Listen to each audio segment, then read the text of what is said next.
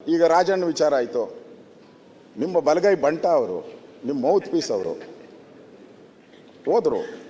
ಆ ಟೈಮ್ ಆಗಿದ್ರೆ ನಿಮ್ಮ ಹತ್ತಿರಕ್ಕೂ ಯಾರು ಸಿದ್ದರಾಮಯ್ಯನವರೇ ಅವ್ರು ತೆಗೀರಿ ಅಂತ ಯಾರು ಹೇಳೋ ಧೈರ್ಯ ಇರಲಿಲ್ಲ, ಯಾರಿಗೂ ಹೇಳೋ ಧೈರ್ಯ ಇರಲಿಲ್ಲ.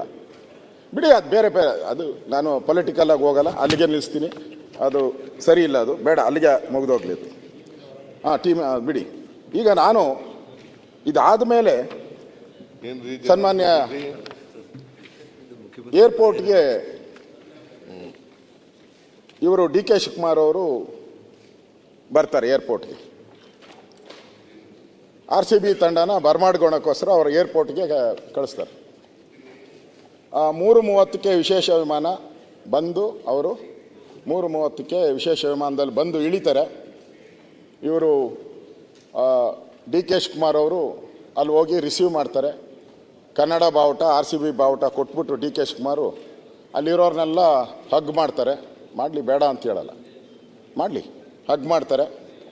ಅದಾದಮೇಲೆ ಅಷ್ಟಕ್ಕೆ ಆಗಿದ್ರೆ ನಂದೇನು ಬೇಜಾರಿಲ್ಲ, ಮಾಡಲಿ, ಹಗ್ ಮಾಡೋದು ಹೋಗಿ ವಿಶ್ ಮಾಡೋದು ಅದೇನು ಸಮಸ್ಯೆ ಅಲ್ಲ.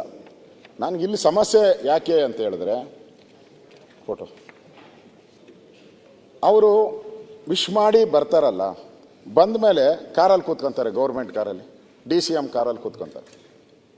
DCM ಕಾರಲ್ಲಿ ಕೂತ್ಕೊಂಬಿಟ್ಟು ಅವರು ಯಾವ ಫ್ಲ್ಯಾಗ್ ಇಟ್ಕೊತಾರೆ? RCB flag ಇಟ್ಕೊತಾರೆ.